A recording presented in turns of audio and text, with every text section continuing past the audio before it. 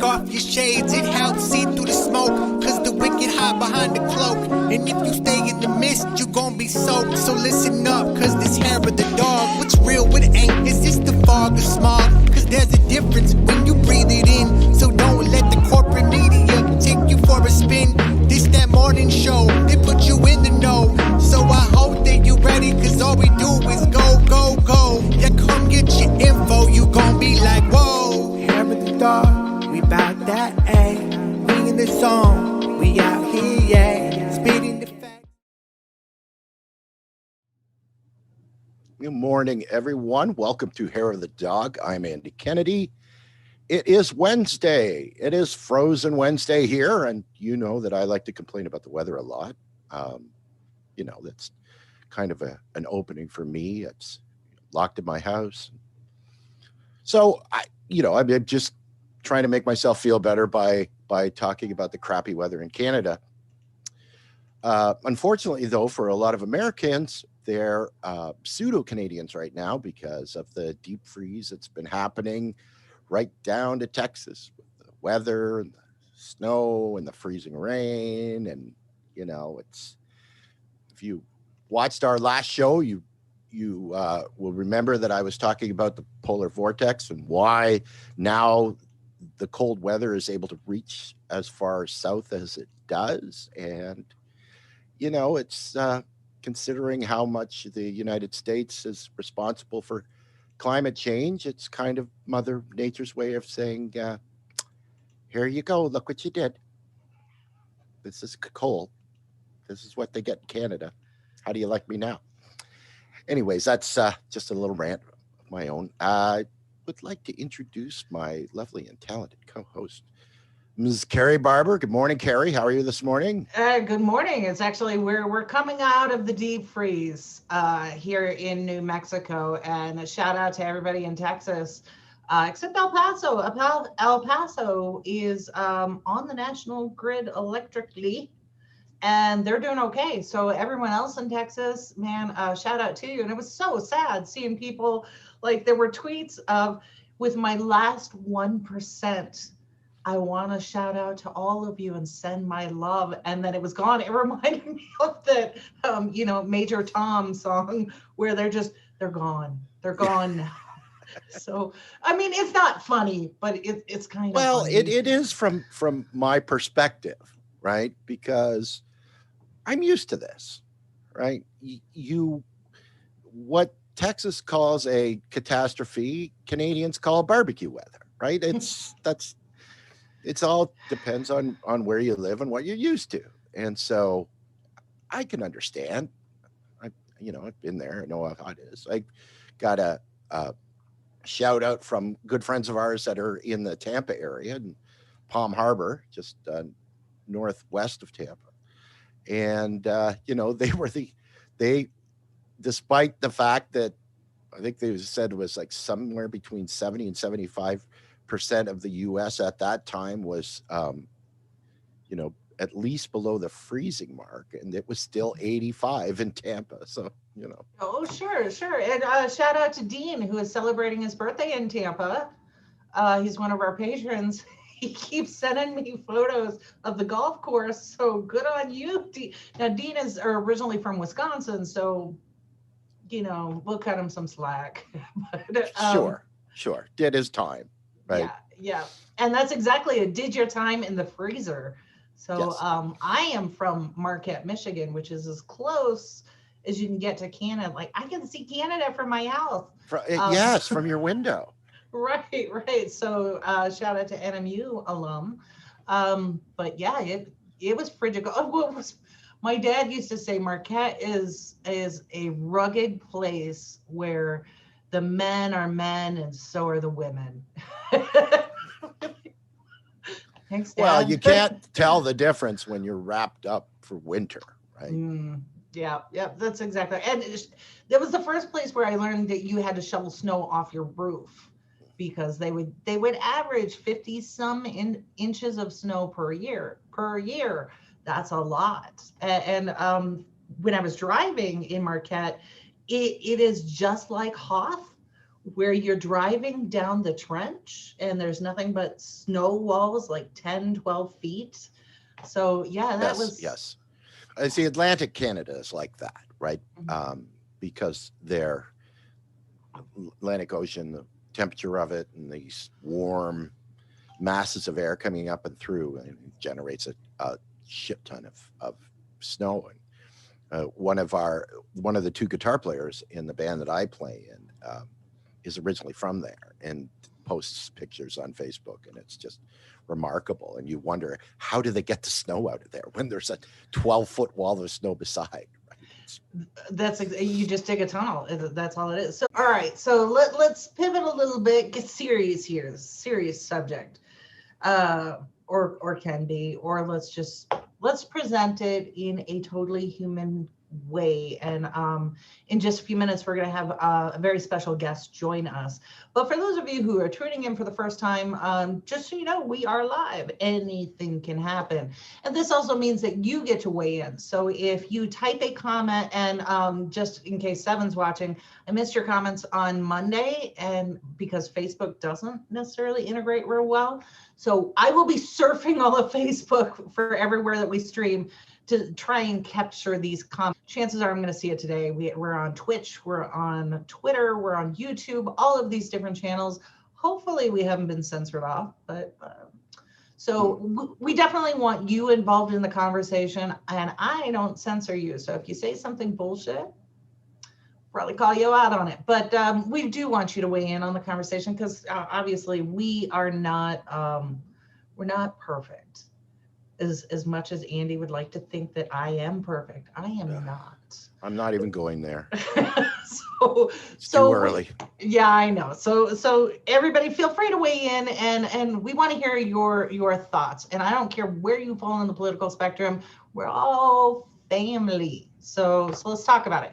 So Andy, you have a story. You have a story that you want to share. Yeah, and it's kind of a wrap up at this point, because it's kind of come full circle. But I'm not sure how many people actually know or how much coverage he's got in the U.S. But in 2019, if you recall, that the Toronto Raptors won the NBA championship. Right, it was the first time that a city outside of the U.S. won, and the Raptors have the backing of an entire country because they're their only representatives in the NBA. And the president of the team, president of basketball operations, is a gentleman named Masai Ujiri, and he is originally from Nigeria.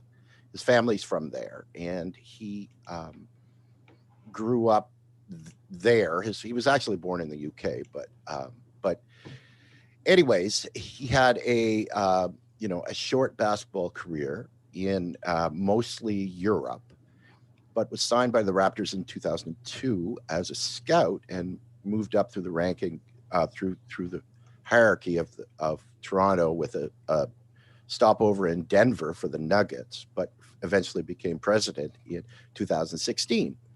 And he's always had a reputation of being a very good basketball executive, rescuing teams that are floundering and turning them around and getting them to the playoffs, which of course is shown by the fact that Toronto won in 3 years later.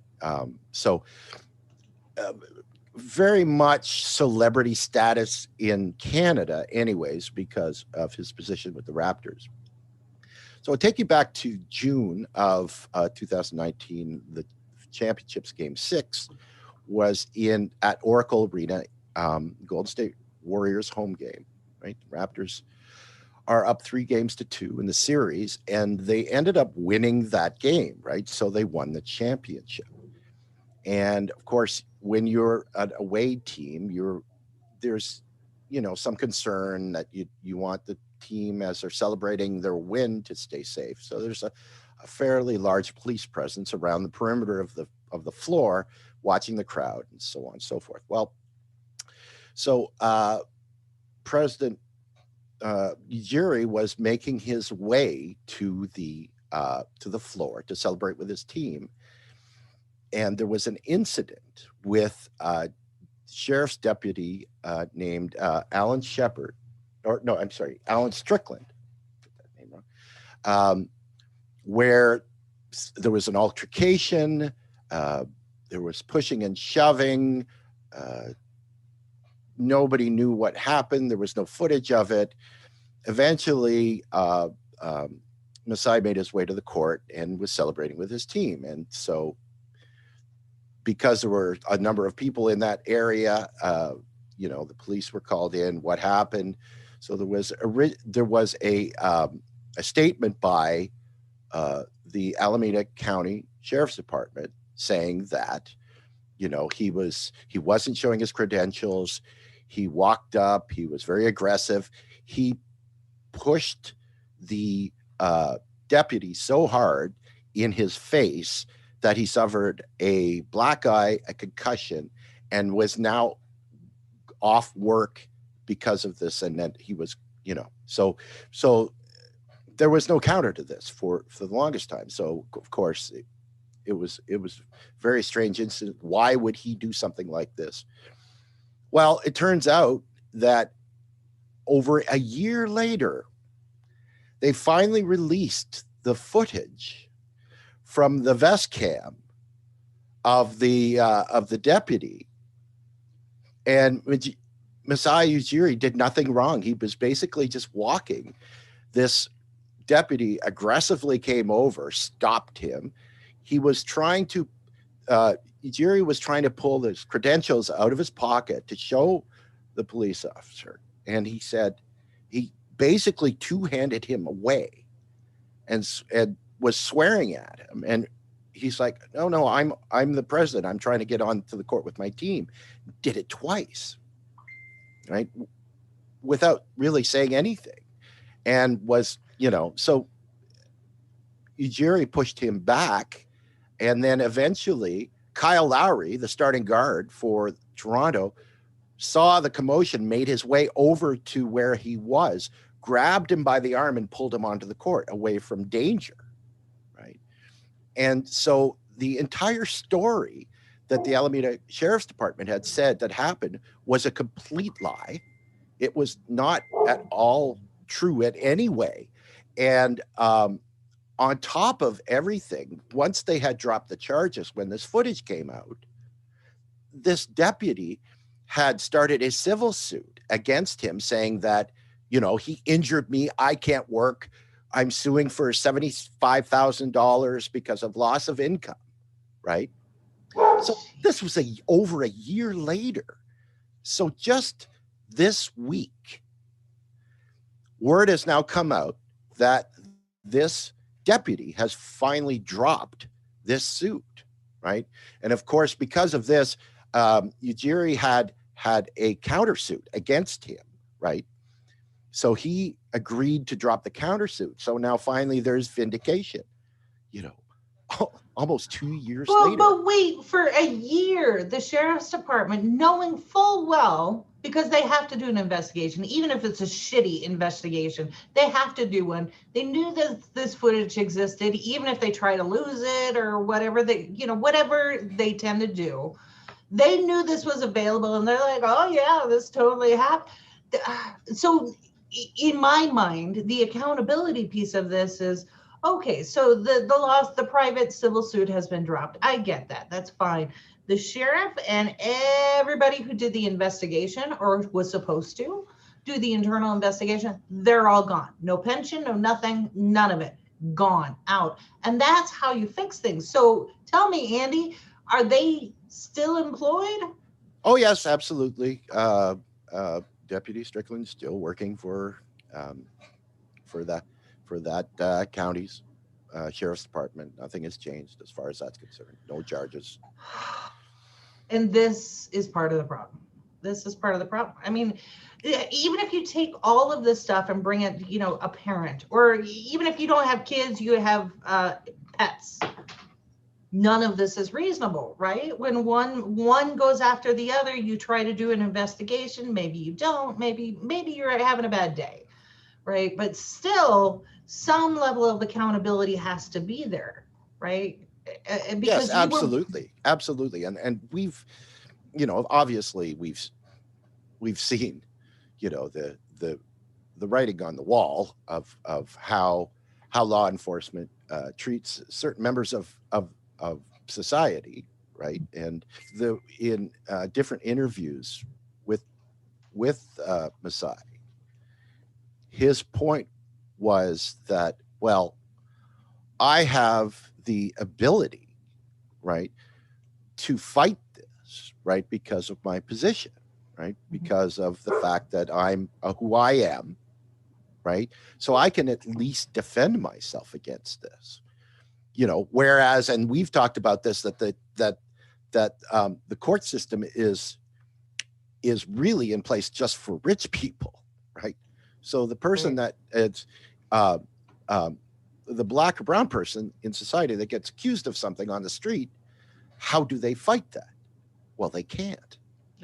And that's exactly right. We've seen this over and over. But let's bring on our guest, because I have a feeling that he's got particular opinions about this subject and a whole lot of others. So you think he may weigh in about this? Yes. Maybe. So for those of you who are not familiar, this is where I show my age. In my head, I was like, this is a great kid. No, this is a man who is doing some really great things on YouTube with some really intelligent commentary. So this is Dre from Keep It 100 Dre on YouTube. So Dre, good morning. How are you? Good morning. I'm doing good. Excellent. So thank you so much for joining us. So Andy now this is Canada, right? The land of polite white people. He just went through the same story that we hear over and over again. Now, the biggest difference here is this person of color, this gentleman has stature and fame, and it still happened to him. He didn't die, but he was literally crucified in public opinion because for a year, this officer was talking about he did X, Y, and Z to me, a lowly public servant, when none of that is true. So on your particular channel, you tackle these kind of issues too. So if it's happening in Canada, is there any hope for us here? Well, I believe the event happened in Oakland. It did actually. It was Game 6 was at Oracle, right? And so this was the Alameda Sheriff's Department. And I just one little now I wasn't able to specifically verify this, but there were a couple of reports that I read that said that Alameda County, their Twitter account, has occasionally retweeted tweets from what's his name, Richard Spencer, the white that's supremacist. Delightful. Yes. There's a number of lovely stories that come out of this particular county sheriff's office. That things that make you go, and I'm showing my age too, Carrie. Yeah, exactly. So Dre, on your channel, I was watching, you had done a segment on this police officer, a black man who was, you could just see the look on his face. He was heartbroken, and then he ended up committing suicide. Yes. So walk us through this story, because I think it relates to, it's on the spectrum of police brutality and inequality and us being shitty to each other. So so Clyde III, he was a Louisiana police officer, and he just felt completely dejected and depressed about what was going on with police brutality. He spoke about George Floyd and just absolutely disgusting what happened to him, and just other events that was happening with police brutality. He was saying how he is proud to be a sheriff. He really loved and enjoyed the job, but it's wrong what's going on, and it's disgusting. And he spoke about how no one cares about us. He doesn't know who they care about, but he knows it's not about the people, and something absolutely needs to change. And it's very unfortunate that he ended up committing suicide because he just simply couldn't take what was going on anymore. Mm-hmm. Yeah, and the whole video is about, I believe, 25 minutes long. I linked the entire video in my channel description. So we saw this in Chicago with the Black Lives Matter protests. We had a number of Black officers who ended up committing suicides in their squad cars. So you have this, Andy and I, in our generation, we grew up where you we're going to be a firefighter or a police officer or a doctor or a nurse. And then fast forward to 2020, none of those professions are valued. We see this in loss of life, right? And particularly when you're going into a law enforcement, you have these ideas, particularly as a person of color, Black, Asian, whatever, I'm going to bring some diversity and balance. And then you get into it, and like this officer, you feel helpless, right? You can't, I'm stumbling here because in my head, I'm going through the list of all the police whistleblowers who ended up assaulted, killed, lost their pension, lost their job, harassed, all of these things. So here you are, you're in Brooklyn, right? Yes. Your police force is famous for kind of siding with the all right.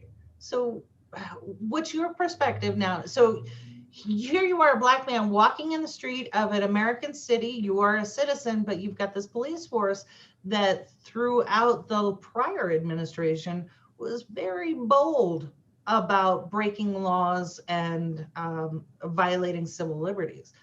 How are you feeling about this today? So I feel that the police, their entire job is to serve the rich and the corporations. And also, like, while serving the rich and the corporations, they're hiring racist people.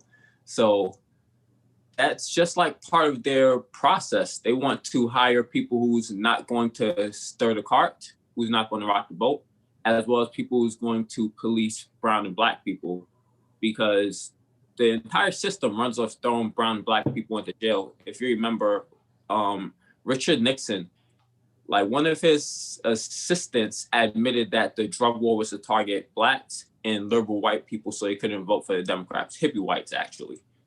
So when they're constantly throwing brown and Black people into prisons, then they're making the system run. They're making money for the large corporations. And in the private prisons, the prisoners work for about, I believe, 5 to 10 cents a day to make clothing for people in the corporations. So it's just a whole profit-driven system.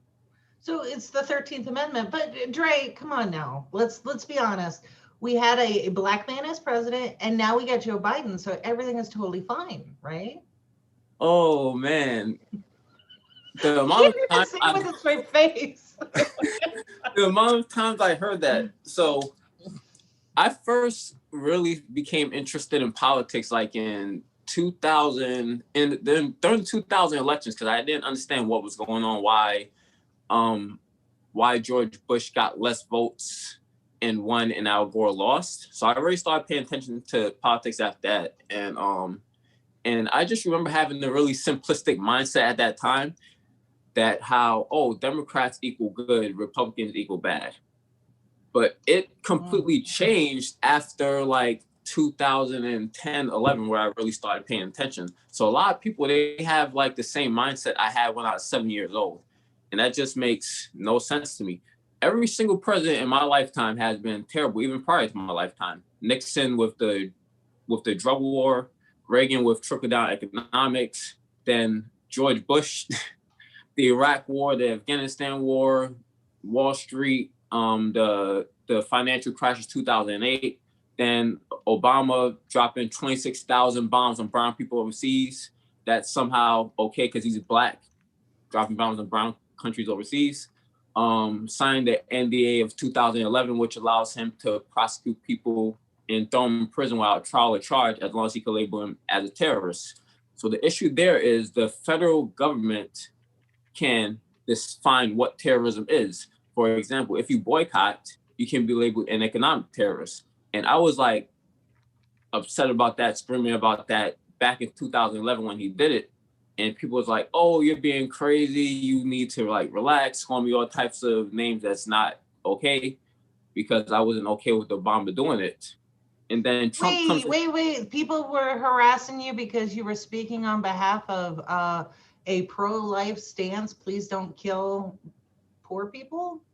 Pretty much. And don't throw them in the jail without trial or charge indefinitely. Wow. Okay. So real quick, Lee weighed in this morning. He said that where he lives, the police now are using social media to do a deep dive on applicants. And I'm hoping that the deep dive includes, Lee, maybe you can clarify, includes maybe you're not part of Stormfront, or is that what they're looking for? They want to see if you're a Blue Lives Matter above and beyond all things. So what does it mean, Lee? Let us know what your thoughts are on that. But okay, let's get back to you being a terrible person for arguing against a president, regardless of ideology or color, because we're all Americans, right? Whoever serves in the office, he's your president. Except when Trump was in office. No. And here's part of the problem where it comes to accountability for us. Still our president, right? We will always be forever the country that elected Donald J. Trump as president. So we can't get around that. But in this case, you're talking about the Obama and you being harassed, which to me is just way too familiar and sad that it was happening to you too, because I'm older, I'm used to it. The people that I argue with are my age, they don't change. You're part of the next generation, our great hope. How is this happening to you?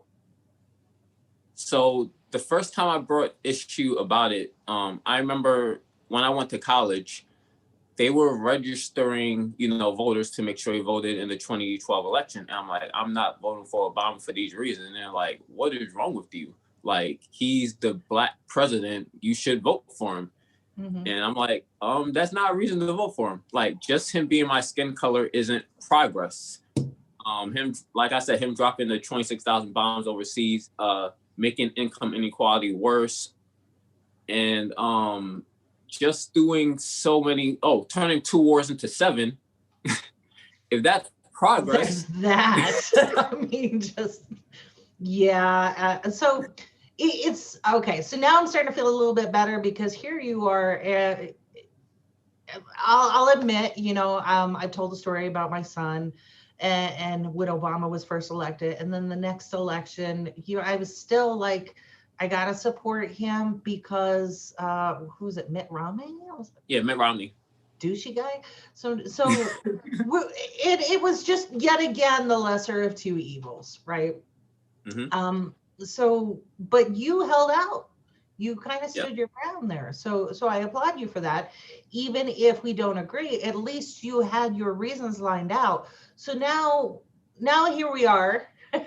Where the lesser evil is, the bar is so low for the lesser evil.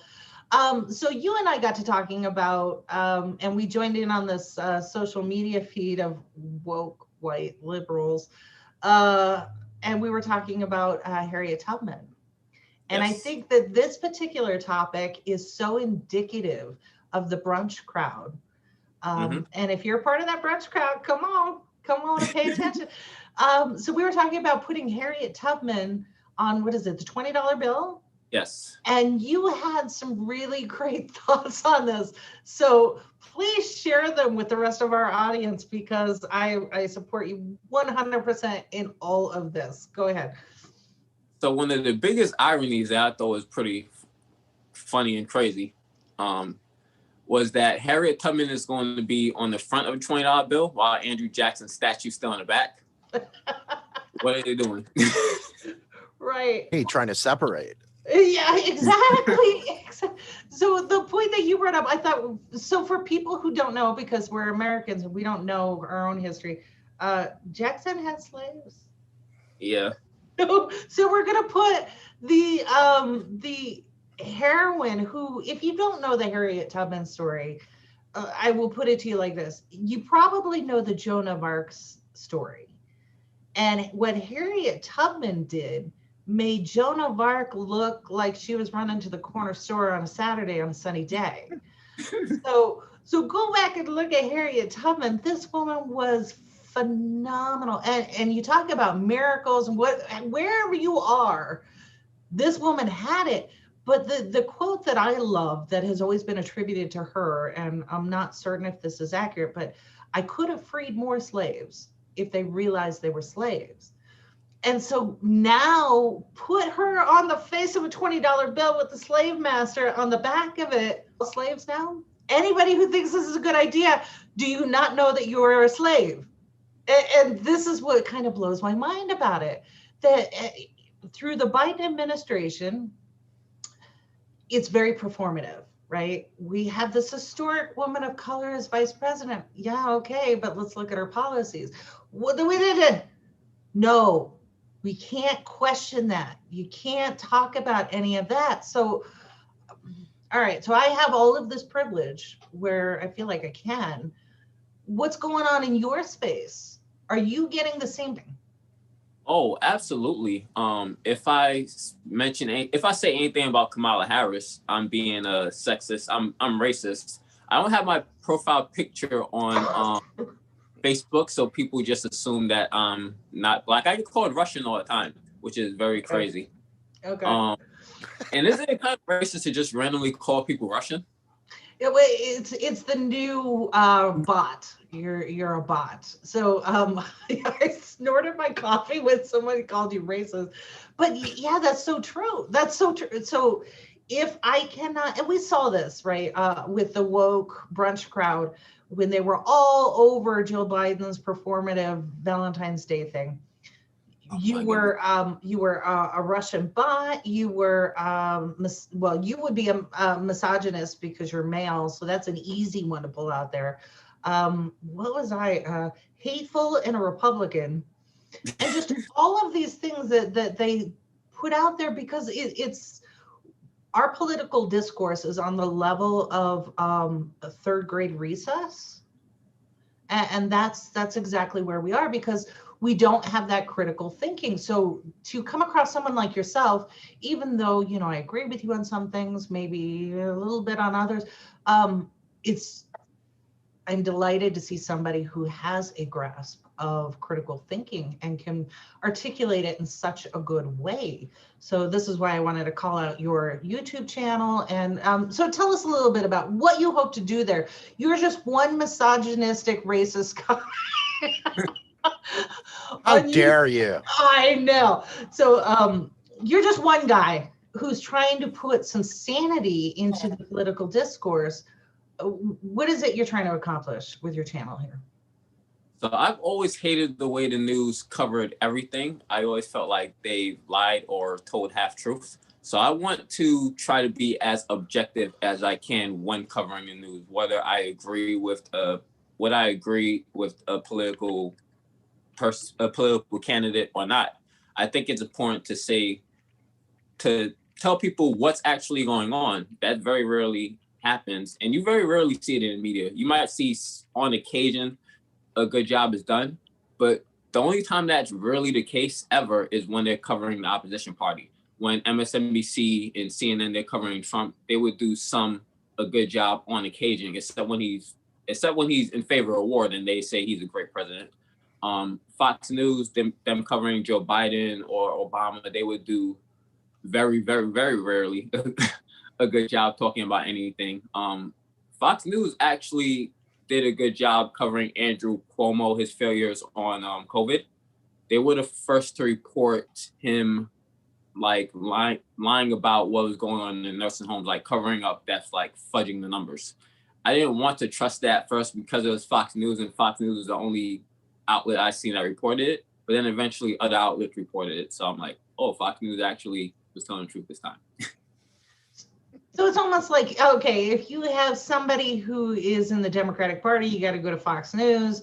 If you have somebody who's a Republican or libertarian, then you go to MSNBC and you just hope for the best, right? So, yeah.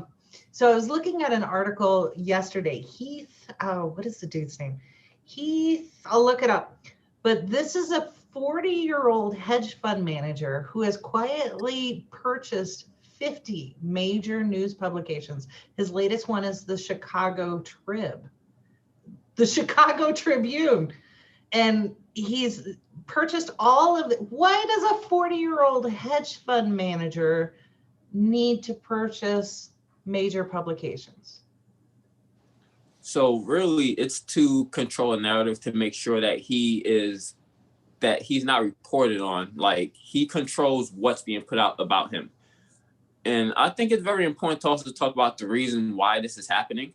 Bill Clinton in 1996, he signed the Telecommunications Act, which the Telecommunications Act of 1996, which allowed media to be consolidated within very few people. So before, there were many major media companies, and they didn't have to worry about corporate consolidation. After Bill Clinton signed the act, they're able to purchase as many media corporations as you want. And something that I theorized, but I really don't have evidence to, I believe that played a large part in Donald Trump actually becoming president. So Bill Clinton, he is the reason why Fox News is as big as it is. And Fox News really fueled Donald Trump's rise, as well as CNN and MSNBC, because he was ratings for them. So if not for Bill Clinton, Donald Trump may not have been president. Well, it's funny you should bring up the Clintons, because I'm old enough to remember, as governor of Arkansas, he was just a Republican in a blue jumpsuit, right? Racist as the day is long, as so was his wife Hillary. And then they had that whole idea of the third way. We can be just like Republicans in all ways, including our fundraising, and we'll get elected as blues, right? The blue team. So yeah, absolutely. We have Bill Clinton and Hillary and all of these people, John Podesta. We can thank them for the Pied Piper strategy that gave us Trump. Now we have Neera Tanden, who's in the Biden administration. Way to go, Neera. You snowed everybody.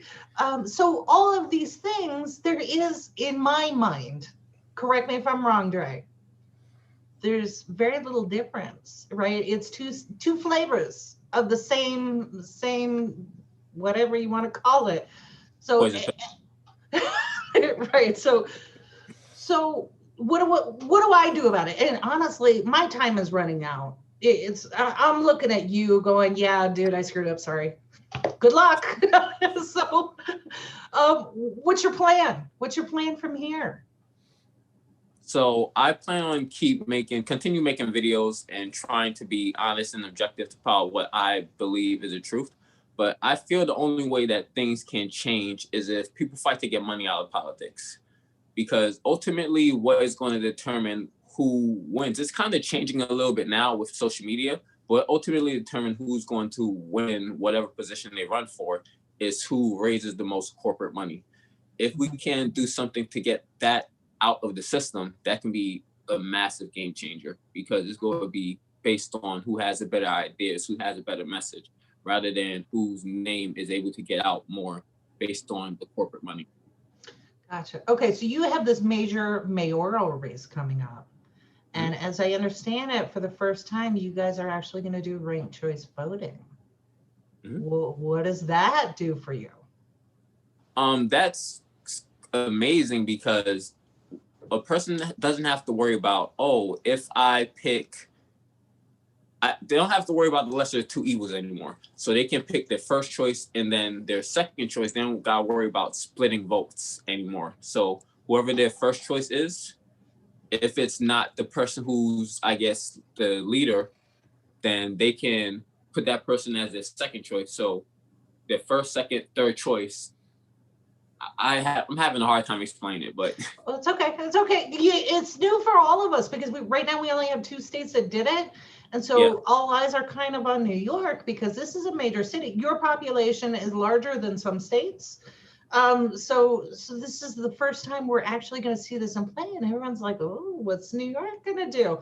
And we want to see this, how it works, because I want to make the distinction. There is voter fraud, very rarely happens.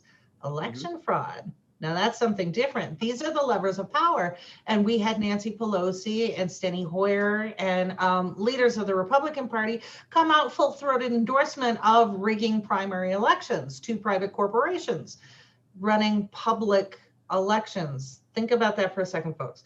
And here you have a race where we have a voting apparatus that Maybe they haven't figured out how to manipulate those scales yet. Maybe they have. So we're all kind of watching. Ooh, we know who the anointed candidates are in this race. We know who the celebrity is. Yeah. And you know, the one that is corporate neoliberal, but we're seeing these other candidates in the mayoral race who seem kind of genuine, but wouldn't have a chance in hell under normal circumstances. So how are you feeling about this particular race shaping up? I don't know. I mean, there are what, 300 people running for mayor, and you got like the top 20. So Did they cut back a little? A little. Everybody's running, including the Sumatran rat. Yes, I heard that the ballot is going to be a list of people not running because it's shorter. That's exactly right. So what are your thoughts overall? I'm not gonna out you on a candidate right yet because I don't think that's fair. But what are your thoughts overall on the way the mayoral race is shaping up? Right now, I believe Andrew Yang is the favorite. So I definitely agree with him on UBI, but not his implementation of it. I feel it's too right wing, and he wants to more so. So UBI. It's normally a left wing policy, but it can be right wing depending on how you implement it. So right wingers normally want to implement it in a way that cuts social services and give people less money. Like if you was getting $1,500 in social services, they would rather give you $1,000 check while cutting the $1,500. That simply makes no sense and doesn't work. Well, it comes from Thomas Paine. That is Thomas Paine with 1787, yeah. Right? That has never changed. So Andy, jump in here. Should I really? Do you want me to? How much time is left? Well, how does Andrew Yang do a UBI on a state budget? Very libertarianly.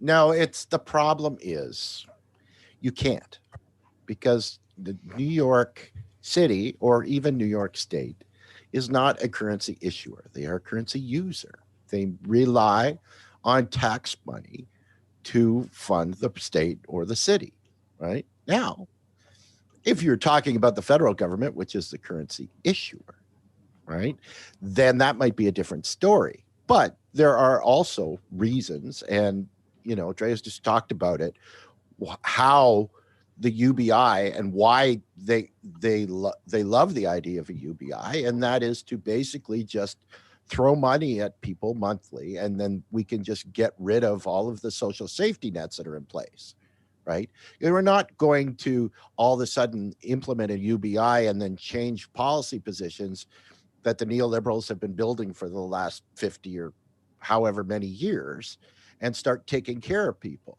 right? We have people losing everything because of medical debt, because of student tuition, right? There are so many things wrong right now. People are going hungry. They're losing their homes.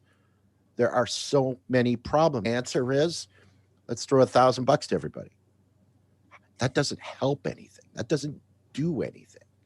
And that's why UBI from the likes of someone like Andrew Yang because it looks like it's helpful, but it's not, right? Mm-hmm. We were talking about Bill Clinton earlier, and we were talking about just a quick side story, right? About he was a Democrat, and there's people that still absolutely think that Bill Clinton was one of the best presidents that the United States ever had, right?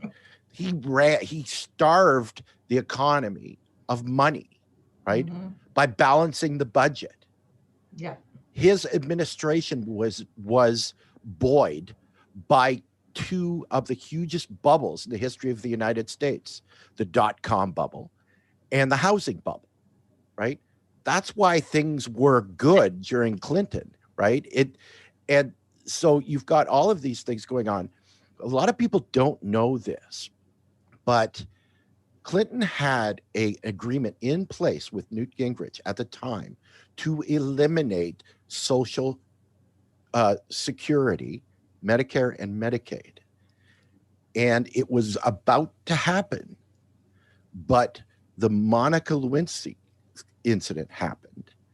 And that basically took the air out of that proposal, right? That this controversy had now eliminated the possibility of them passing those policies, right?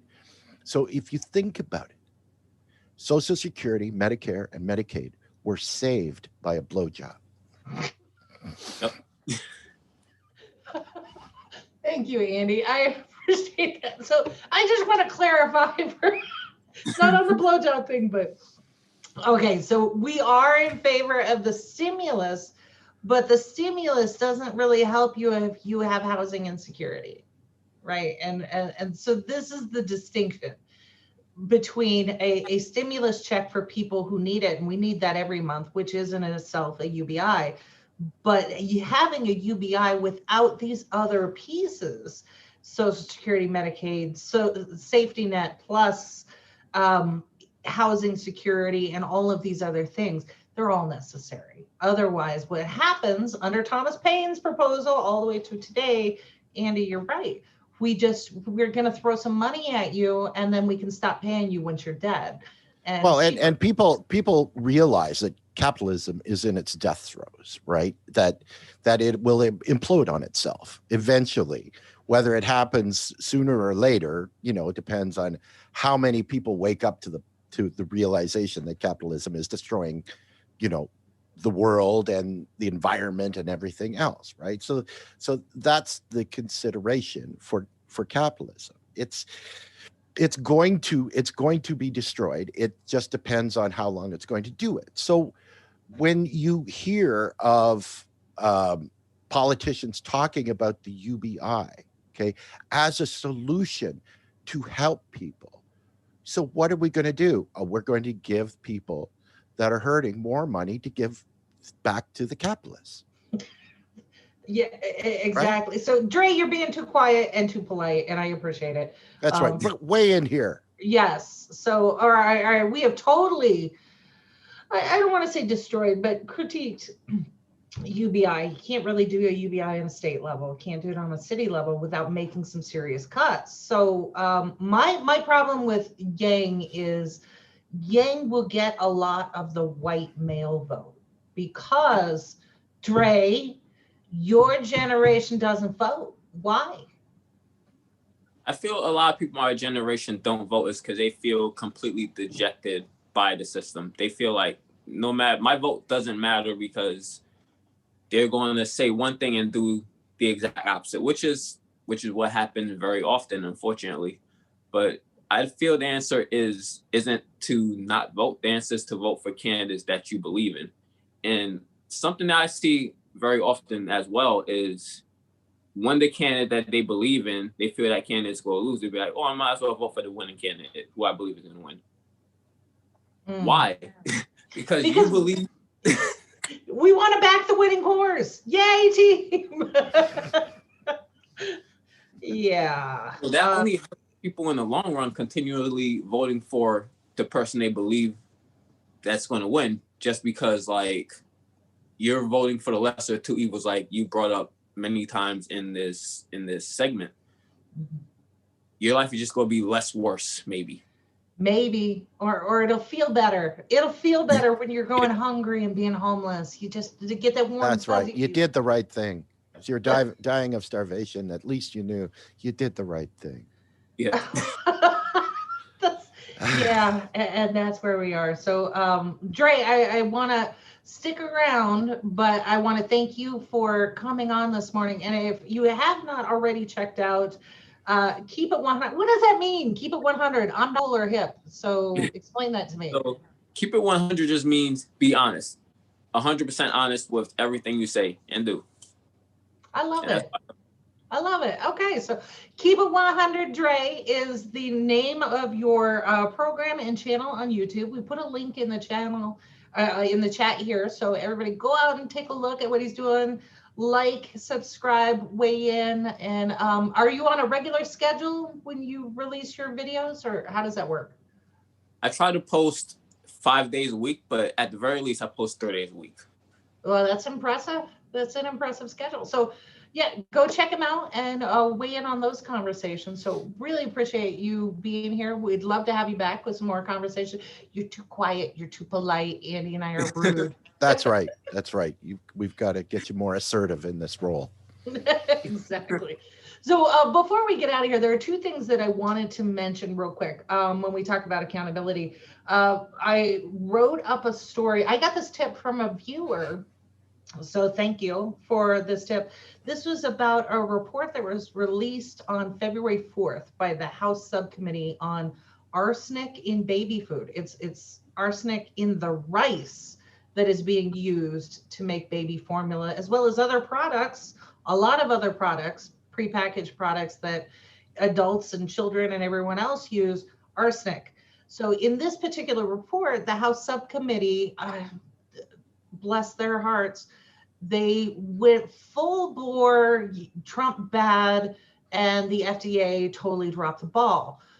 So when I went out and looked at their report, looked at the evidence, looked at their sources, went back to the FDA, and what was shocking to me is no, not just Trump bad, Obama bad, because apparently we've known about the arsenic levels being off the chart, 300% more than what even the FDA requires for over 10 years. So it's just like with Flint, when they said, well, you know, you can have so many parts per billion of lead in the water. And then you have pediatricians going, wait, no, the safe level of lead is 0, not this level that you put out. Same thing's happening when it comes to arsenic. Now, arsenic. Think of it as like bullets. Yeah, how many is safe? Right. So in this study, the FDA set a level of 100 parts per billion, which is a very small number, parts per billion. However, it's a naturally occurring substance. So you're getting arsenic from your electronics if they're malfunctioning, from all sorts of other things. You definitely don't want it in your baby formula, because what happens is that is a lifetime of toxin that goes through the liver. So this contributes to cancer, to liver failure, to all sorts of ailments. So what I did was took a look at the facts, and, you know, based on this conversation, the right says this person's responsible, the left says this person's responsible. So what I did was compile the evidence that shows you both suck, and we need to have recalls and better labeling and all of these things. Be honest with people. So that was published yesterday, and I'm going to do a video today to correspond it, because I know you all have the shortest attention spans ever, and reading 4 pages is way too long. So I'll have that coming out. And then the other thing I want to mention is, this is my religious soapbox for a second. Today is Ash Wednesday. So to the 20 million Catholics out there, happy Ash Wednesday. And for evangelicals who like to claim Christianity, here's what it is. The 40 days of you being a less shitty person. And what we do is you meditate on why you're a shitty person, not your neighbor, not these gays, not these other people, not these sinners, you. Why are you the problem? And the reason it's 40 days is because in the first 10, 20 days, you're going to screw up. So anything that you do over 30 days is likely to become a habit, maybe. I don't know. As Catholics, we do this twice a year because we still screwed up. So I would invite you, if you don't know anything about Lent or what this season means, but you claim some religious affiliation, come with me on this one. Because for the next 40 days, I am going to try to be a less shitty person. And during COVID, this is perfect, because what you're supposed to do is help other people without recognition, without reward, without anything coming back to you. You just do it, and you take these next 40 days. So yeah, come on, evangelicals. Let's do this. We're not going to protest funerals. We're not going to protest marriage. We're not going to protest any of these things. We're going to look inside, so that by the time you get to Easter, you're a better person, and we are better people. So that's my soapbox. Let me go ahead and give that back. Andy. Awesome. Yeah, I was going to say, if you're looking for those specific passages, it's in the New Testament in the book of not shittiness. Right. Or let me really throw you for a curve here. And it was Sal. Sal put this on Twitter. Sal is like, if somebody is communist curious, what reading would you suggest to him? And so I chimed in. I said, first 6 chapters of Acts. It's true. You want communism? First 6 chapters of Acts right there in the Bible. It's there. So, and all around the country. That's right. There were mushroom clouds coming out of people's heads. Right, exactly. So, all right, that's all I got until Friday. Yes. Yeah. We're gonna make it. So you're going back to the plus side of the thermometer, Carrie. Now, are you expecting sunny days soon? Oh yeah, we're like 50, 60 degrees today. Oh my goodness! All right, Yeah, so that's good. So you can be the happier of the two of us by Friday. Absolutely. I'm pretty sure we're not going to get to that temperature until the beginning of May, but that's okay because it just, what doesn't kill you makes you stronger. Right? Yes. Absolutely. Okay, well, listen, Carrie, thank you so much. Dre, it was absolutely wonderful you being on the show. Great conversation. Hopefully we can talk again soon. Please come back anytime. And if you're listening, thank you so much for joining us. And we will see you on Friday. Take care, everyone. Wait one second. We bout that, ayy. We in the zone. We out here, yeah. Spitting the facts, how it's supposed to be. Hair of the dog, we keeping it G. Whoa.